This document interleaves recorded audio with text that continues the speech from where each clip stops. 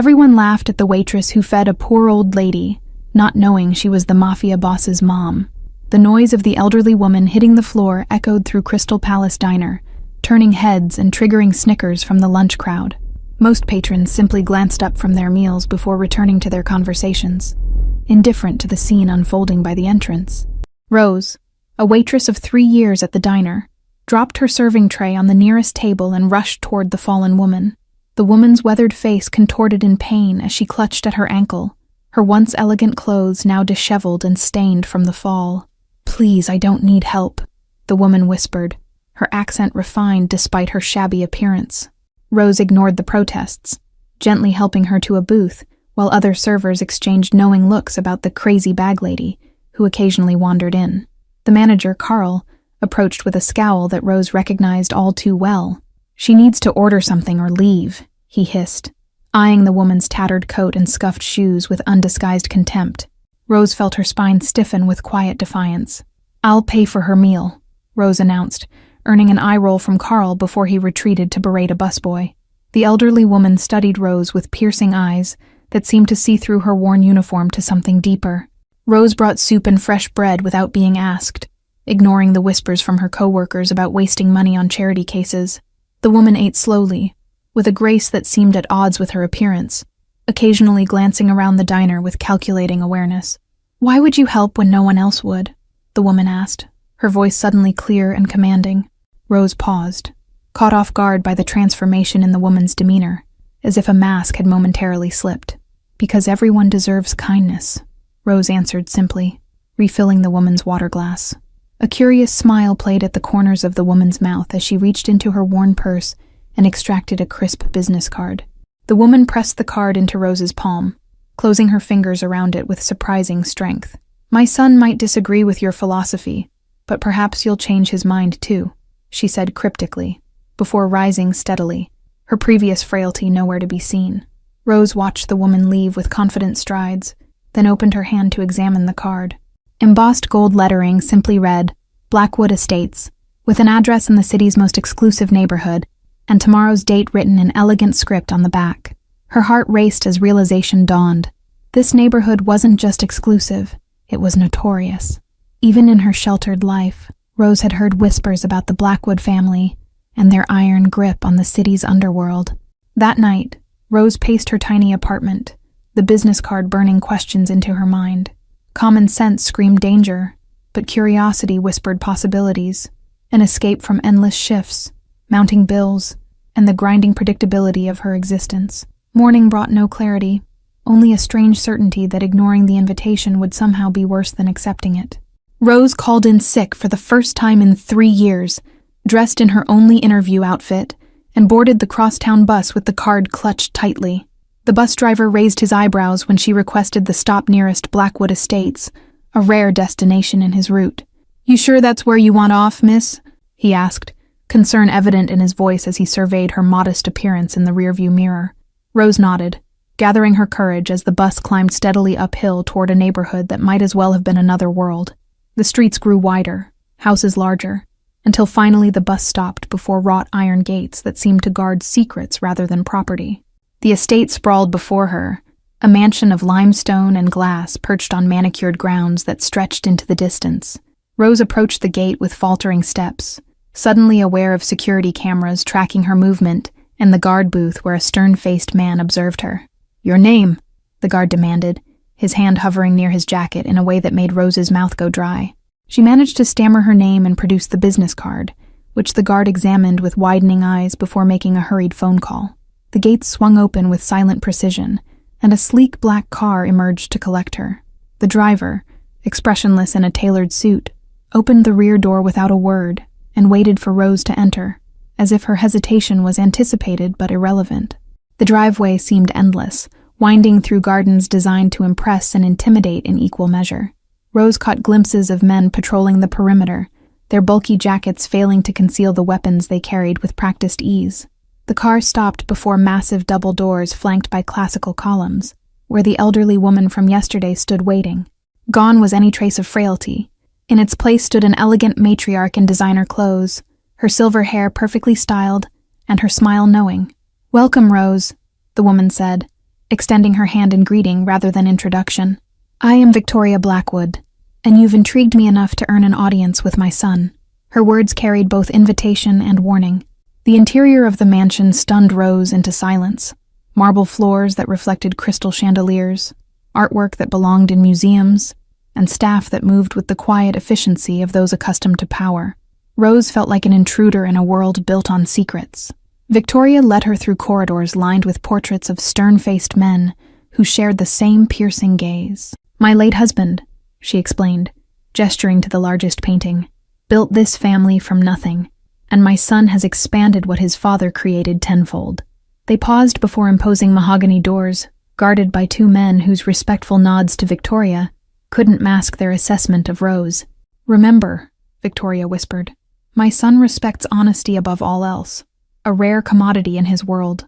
The doors opened to reveal an office larger than Rose's entire apartment, dominated by floor-to-ceiling windows overlooking the city below. Behind an ornate desk sat a man whose presence commanded attention without effort, Julian Blackwood, whose name was whispered in fear throughout the city. Julian rose slowly, his tailored suit emphasizing his athletic build, his face handsome, but hardened by experience. "So you're the waitress who showed kindness to my mother when she was testing the character of our city," he stated, his voice cultured but carrying an edge that raised goosebumps on Rose's arms. "I merely did what anyone should have done," Rose replied, finding courage in truth, despite the power imbalance hanging heavily between them. Julian's expression shifted almost imperceptibly. Surprise, perhaps, at directness where most offered deference. Victoria watched the exchange with calculating eyes before touching her son's arm gently. "She doesn't know our world, Julian, but she has qualities it desperately needs," she murmured, the loaded statement hanging in the air between mother and son. Julian circled Rose like a predator, assessing unexpected prey, his questions rapid and probing, about her life, her family, her dreams, until Rose felt transparent under his gaze. "Everyone has angles and agendas," he finally stated, "yet I'm struggling to find yours." "I need someone with your unique perspective," Julian announced, his decision apparently made. "Someone the outside world underestimates, someone who sees people clearly, yet remains unseen herself." Rose felt her world tilting on its axis as he outlined his proposition. The position he offered seemed simple on the surface, companion to his mother, whose recent health concerns required attentive care. The salary he named casually would take Rose years to earn at the diner, yet she sensed complications beneath the straightforward arrangement. "This isn't charity," Victoria interjected, reading Rose's hesitation correctly. "My son's enemies are numerous, his allies few, and genuine loyalty is the rarest commodity in our circles. I believe you possess it intrinsically."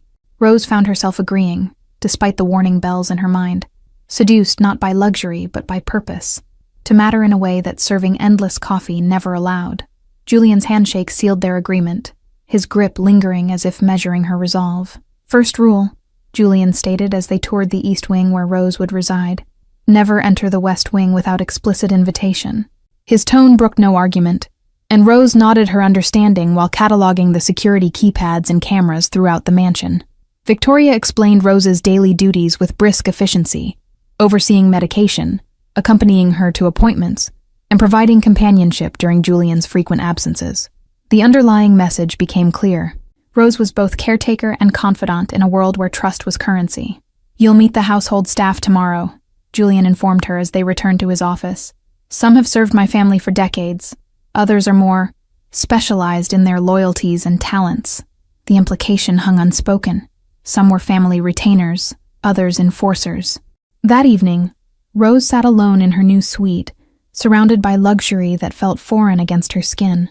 A wardrobe filled with clothes in her exact size awaited her, along with a smartphone programmed with necessary contacts and a discreet panic button disguised as jewelry.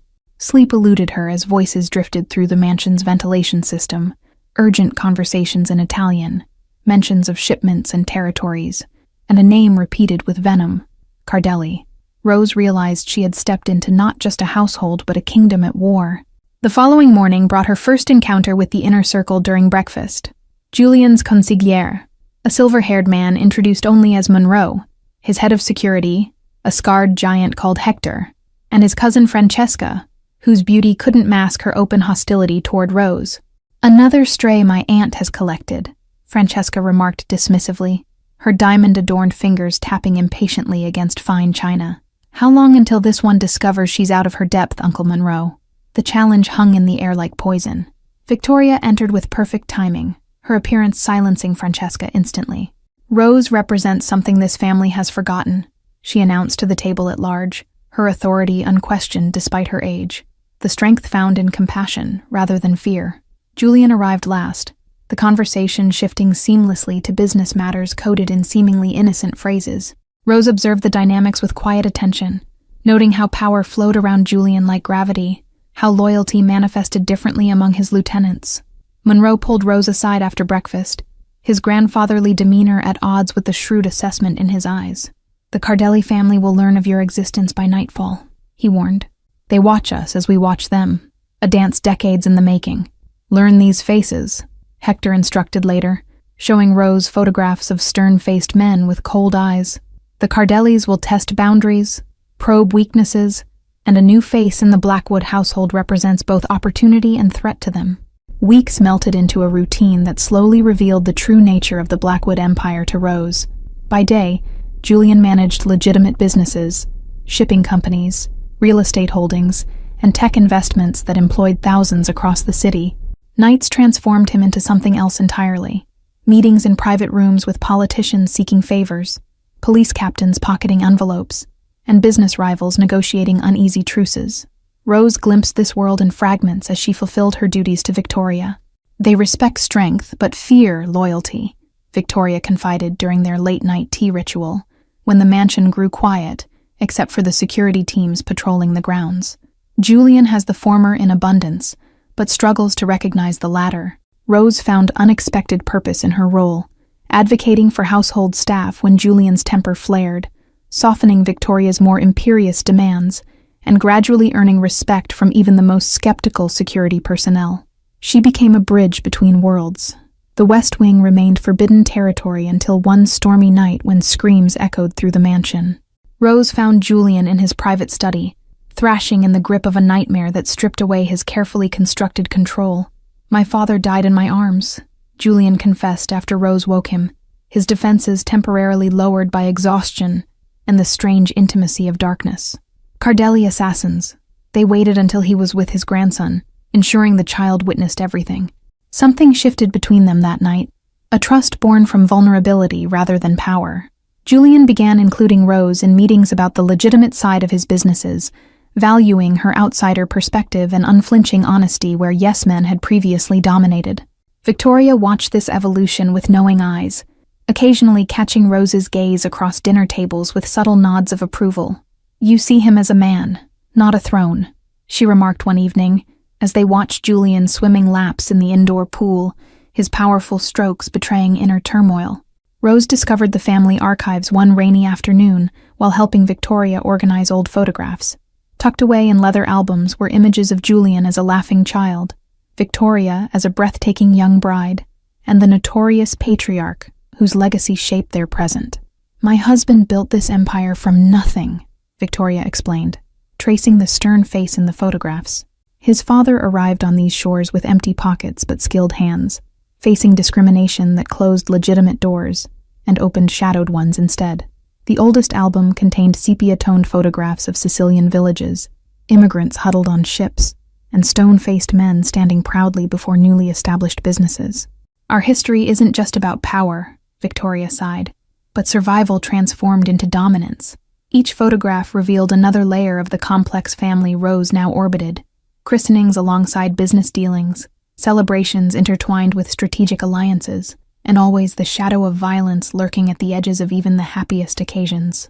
Julian was meant for a different path, Victoria confessed, showing Rose college acceptance letters and academic awards hidden among the family memorabilia. Princeton scholarship, dreams of becoming an architect, all abandoned after his father's murder.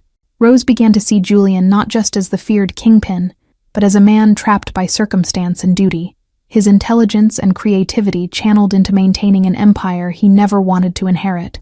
The revelation created an unexpected empathy that complicated her feelings. That night, Julian sought Rose out on the mansion's terrace, a rare bottle of wine in hand and questions in his eyes. "What did my mother show you?" he asked, his tone attempting casualness but missing by crucial degrees that revealed his vulnerability. Francesca's animosity toward Rose escalated as Julian's trust in the former waitress grew. Whispered conversations ceased when Rose entered rooms, and security personnel began escorting her more vigilantly between the mansion's wings after a misplaced kitchen knife narrowly missed her. "Watch Francesca," Monroe warned Rose discreetly during one of their now regular chess matches in the garden. "Her father was passed over for leadership when your boss's father chose Julian instead. Old wounds that never properly healed." Victoria's health suffered a setback that required hospitalization, leaving Rose to navigate the mansion's dangerous currents alone. Julian's increased absences coincided with rumors of Cardelli family movements in territories previously controlled by the Blackwoods.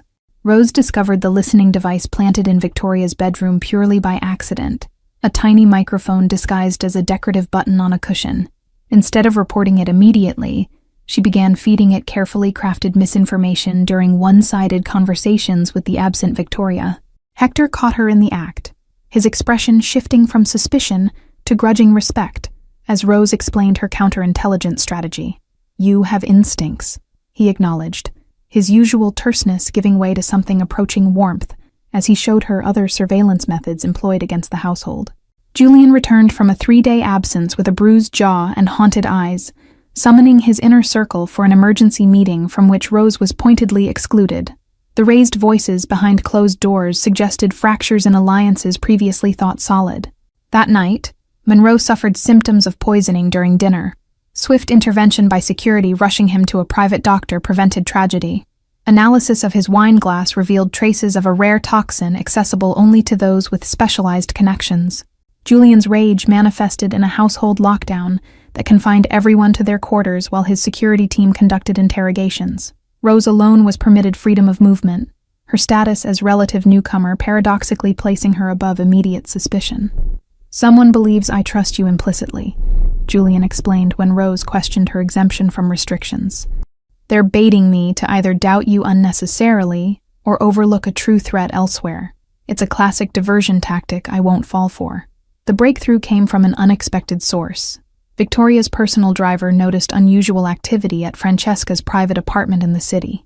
Surveillance footage revealed clandestine meetings with Paolo Cardelli, the youngest son of the rival family's patriarch. Julian received this information with dangerous calm rather than explosive anger, strategically reassigning security personnel while maintaining a facade of normalcy. "The best trap is one the prey doesn't recognize until it's sprung," he explained to Rose during a seemingly casual garden walk that covered blind spots in the mansion's security cameras. Rose's morning tea ritual with Victoria, who had returned from the hospital, was interrupted by the arrival of an unexpected gift, a designer dress with an invitation to the governor's annual charity gala. The handwritten note from Julian indicated both of them would attend. "It's not just a social occasion," Victoria clarified, inspecting the midnight blue gown with expert eyes. "It's a declaration. Bringing you into public view means Julian considers you essential to his inner circle." The unspoken implications hung heavily between them. Francesca appeared uncharacteristically helpful in the days leading up to the gala, offering Rose advice about etiquette and introducing her to the family's longtime stylist. Each seemingly generous gesture carried undercurrents of assessment, as if measuring Rose for eventual destruction. The night before the gala, Rose overheard a cryptic phone call in Italian from Francesca's suite, her limited understanding of the language still sufficient to recognize words for tomorrow, governor, and security gap. Sleep eluded her as possibilities swirled like approaching storm clouds. Rose debated warning Julian immediately, but caution prompted her to investigate further, before potentially exposing Victoria to danger with false accusations against her niece. The household safe in Julian's study, off-limits yet tantalizingly accessible during his morning swim, beckoned with answers. The safe yielded documents detailing offshore accounts with Francesca's name linked to Cardelli Holdings, a financial trail of betrayal dating back months. Rose photographed everything with trembling hands, the weight of her discovery crushing any remaining doubt. Julian received her evidence with stone-faced silence, examining each document methodically before meeting Rose's gaze. "You accessed my private safe without permission," he stated finally, his voice devoid of emotion in a way that chilled her more than outright anger would have.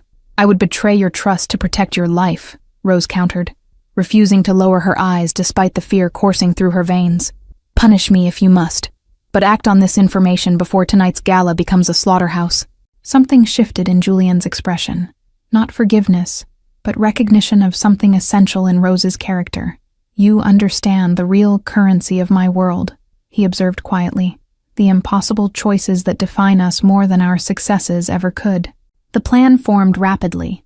Julian, Rose, and a trusted security detail would proceed to the gala as scheduled, maintaining the illusion that Francesca's betrayal remained undiscovered. Victoria would secretly relocate to their lakeside property with Monroe, who had recovered sufficiently to oversee her safety. "Why continue with the gala at all?" Rose questioned as she was fitted with a concealed panic button disguised as a bracelet. Julian's answer came with chilling pragmatism. "Spring the trap, but control when it closes and on whom." The governor's mansion transformed into a glittering battlefield that evening. Champagne flowed while security teams communicated through discreet earpieces. Political power brokers mingled with underworld figures in tuxedos, and Rose entered on Julian's arm like a debutante into a deadly chess match. Francesca's surprise at seeing Rose adorned in family jewels quickly transformed into calculated charm. "Victoria's pearls suit you," she commented, fingers brushing the necklace in a gesture that seemed appreciative but felt predatory. "Family heirlooms should be worn by those who truly understand their value." Paolo Cardelli made his appearance during the second champagne course, his handsome features arranged in diplomatic neutrality as he approached their table. Julian rose to greet him with the practiced ease of longtime adversaries maintaining public civility. The coded conversation between the men, pleasantries layered with threats, compliments containing warnings, provided cover for Rose to observe their surroundings. The catering staff included 3 men, whose rigid postures and vigilant eyes betrayed military training rather than service experience. The orchestra's transition to a waltz provided Julian the opportunity to guide Rose to the dance floor, where conversation could occur without observation. "Northeast exit through the kitchen, when I give the signal," he murmured against her ear, his hand at the small of her back projecting romantic intimacy rather than strategic planning. Rose spotted the first gunman reaching into his jacket as the governor approached their position. Time compressed into crystallized clarity as she registered Julian's blind spot, the security team's attention diverted by Francesca's dramatic accident with a champagne tower, and the fraction of second separating the present from tragedy. Her decision required no thought. Rose threw herself toward the governor, her momentum carrying both of them down as gunfire erupted above them. Pain blossomed across her shoulder, warm wetness spreading beneath the midnight blue silk as chaos engulfed the ballroom. Julian's voice penetrated the haze of pain and adrenaline, his face appearing above hers with an expression she'd never witnessed before, raw fear untempered by calculation. "Stay with me," he commanded, applying pressure to her wound as security formed a protective circle around them. "That bullet was meant for me, not you." The private hospital suite hummed with medical equipment and whispered conversations outside guarded doors. Rose drifted between consciousness and fevered dreams, catching glimpses of Julian's silhouette against window blinds and Victoria's worried face above hers. Recovery brought clarity and revelations as Julian maintained a near-constant vigil by her bedside. "The Cardellis believed you were my weakness," he explained during one lucid moment, "but they miscalculated. You became my strength instead." Police reports officially documented the incident as attempted assassination of the governor by extremists, with Rose heralded as a civilian hero who acted on instinct. Behind closed doors, a different justice unfolded in the shadow world, where Blackwood law superseded legal systems.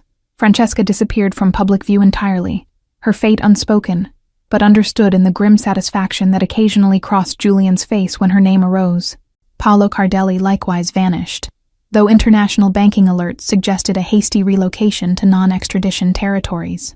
Victoria arrived one morning bearing a velvet box containing the family's most treasured heirloom, a diamond pendant passed through generations to women who had defended Blackwood blood at personal cost. "Some family bonds transcend birth," she stated, fastening it around Rose's neck with ceremonial solemnity. The media frenzy surrounding Rose's heroism created unexpected complications. Her photograph appeared in newspapers nationwide, her humble origins as a waitress romanticized into modern Cinderella narratives. Julian's security team worked overtime to manage the sudden visibility of a woman previously valued for her anonymity. Nightmares plagued Rose's recovery, not of gunfire and blood, but of the moment of decision, the weight of choosing one life over potentially many. Julian found her one night on the hospital suite's balcony, tears streaming silently down her face as she confronted the burden of survival.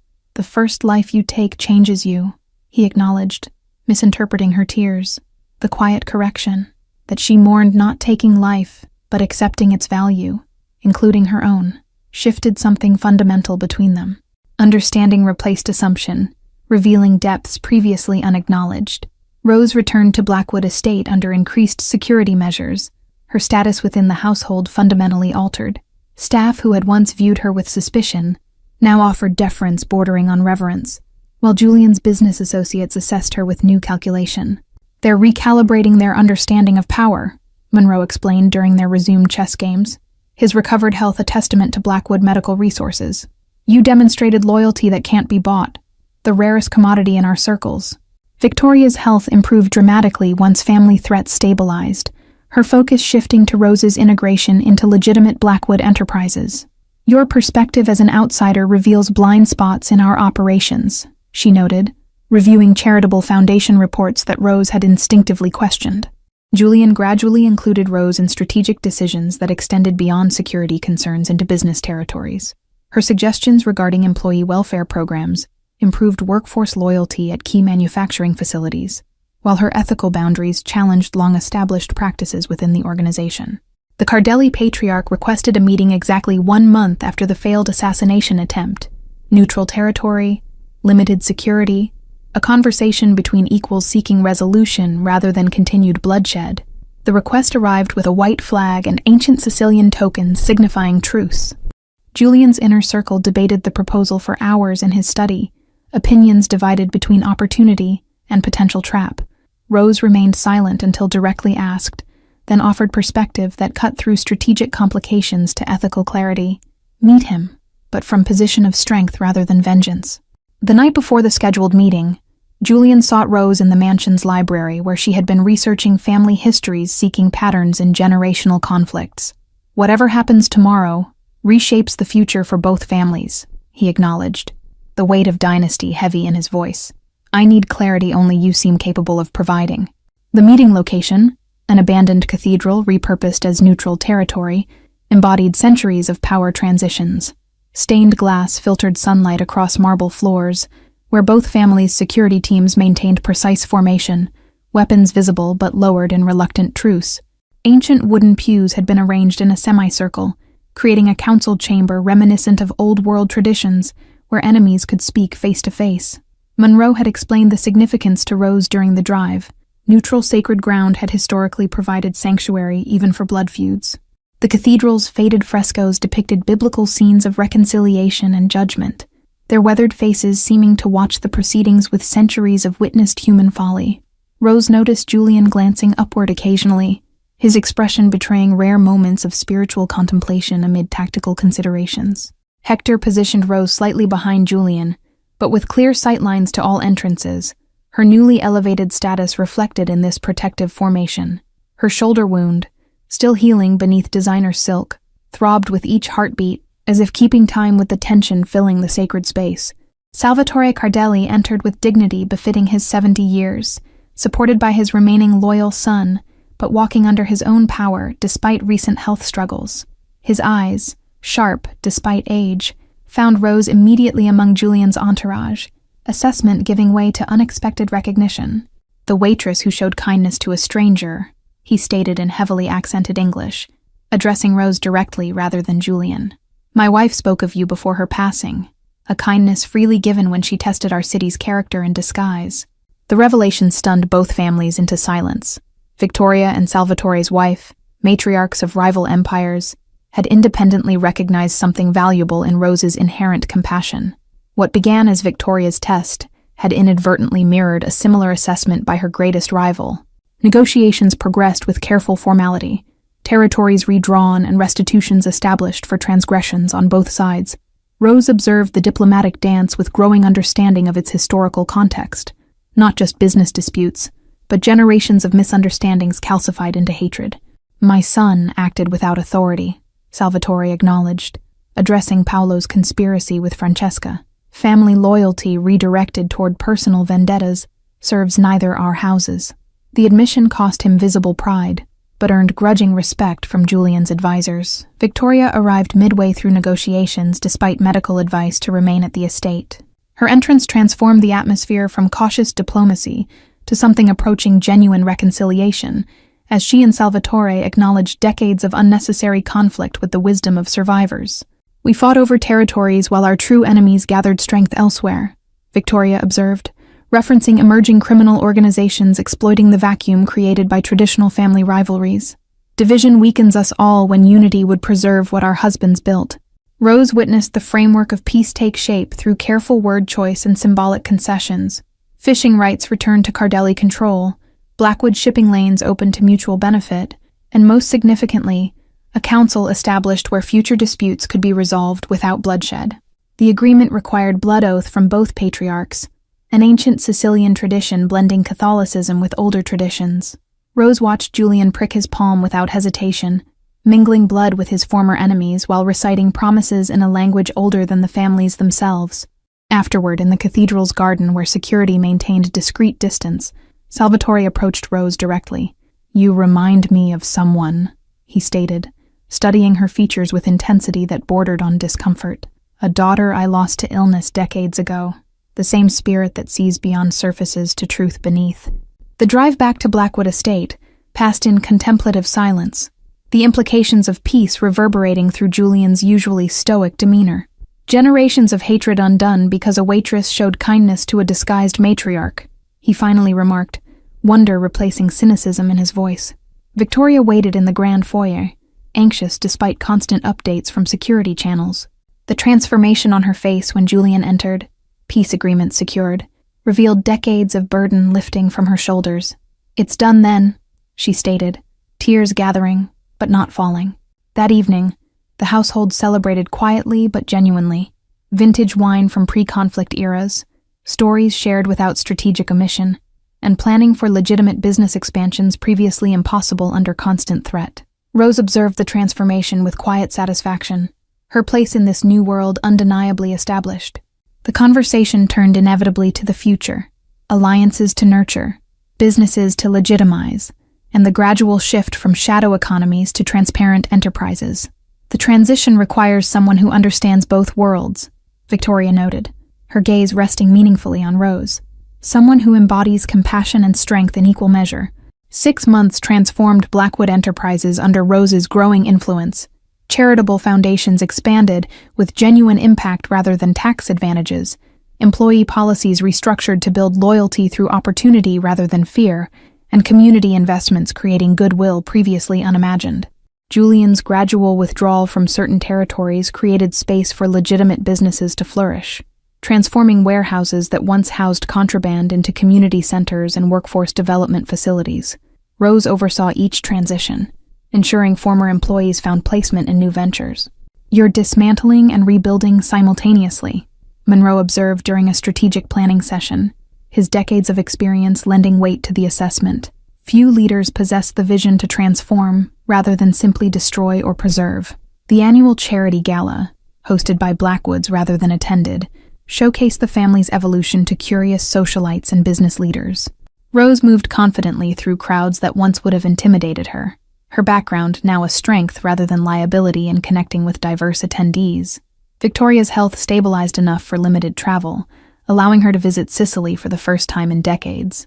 Rose accompanied her to ancestral villages, where old women crossed themselves in recognition of Blackwood features blended with genuine warmth previously absent from family representatives.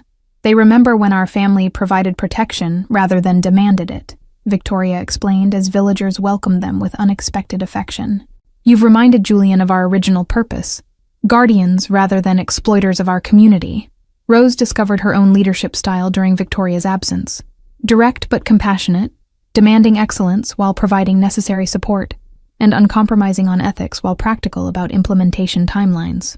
Julian watched her evolution with appreciation rather than jealousy. The Cardelli alliance strengthened through collaborative ventures in international shipping, creating legitimate pathways for both families to transition questionable assets into transparent enterprises. Weekly meetings between former rivals gradually transformed into genuine business partnerships built on complementary strengths.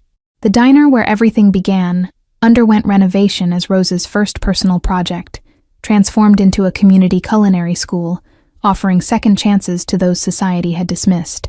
Carl, her former manager, ironically applied for a position, unaware of the ownership connection until Rose herself conducted his interview with gracious professionalism that left him speechless. Salvatore Cardelli's health declined rapidly despite the peace, prompting Julian to arrange specialized medical care without hesitation or expectation of reciprocity. The gesture cemented trust between families more effectively than any formal agreement, demonstrating evolution from transactional thinking to genuine human concern. Christmas brought an unprecedented gathering, both families sharing tradition in Blackwood Estate's grand dining room, where armed guards once stood, now replaced by waitstaff serving mulled wine. Victoria and Salvatore exchanged stories of their deceased spouses with surprising warmth, healing wounds through shared memories of those whose conflicts they had inherited. Investigation into Francesca's betrayal revealed deeper wounds than simple greed. Journals discovered in her abandoned apartment documented a lifetime of perceived slights and jealousies, directed particularly toward Julian's succession. Rose advocated for rehabilitation rather than permanent exile, recognizing damaged humanity beneath treacherous actions. Compassion doesn't equate to foolishness, she clarified, when questioned about this unexpected mercy. Monitored redemption serves our interests better than creating martyrs or perpetuating cycles of vengeance that wounded both families for generations.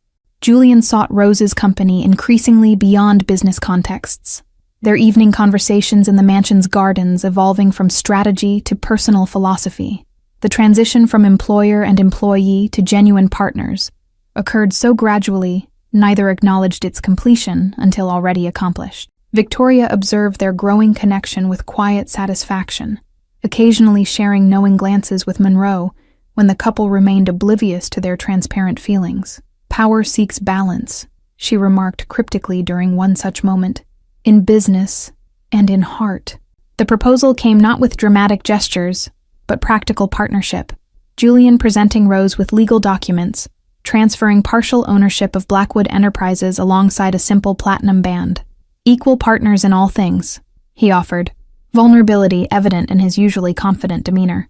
Rose's acceptance surprised no one, except perhaps Julian himself, who had prepared elaborate contingencies for rejection. The private ceremony in the mansion's chapel included only family and closest allies, Victoria beaming with maternal pride as ancient vows blended with modern commitments. The combined wedding and business announcement sent ripples through both underground and legitimate circles. Blackwood Cardelli Ventures publicly acknowledging Rose's leadership role alongside Julian's established authority. Former rivals approached with cautious respect, testing boundaries of the new power structure with careful diplomacy. The transformation from waitress to matriarch of an evolving empire completed a circle, begun with simple kindness to a disguised stranger. Rose stood on the mansion's terrace overlooking the city below, no longer an outsider looking in, but a guardian determining its future path. She hadn't pursued power. Kindness had brought power to her, and that made all the difference. Thank you all for following this story. If you're enjoying it, write in the comments where you're watching from, and don't forget to like, subscribe, and share the video, because your support is important for me to continue here.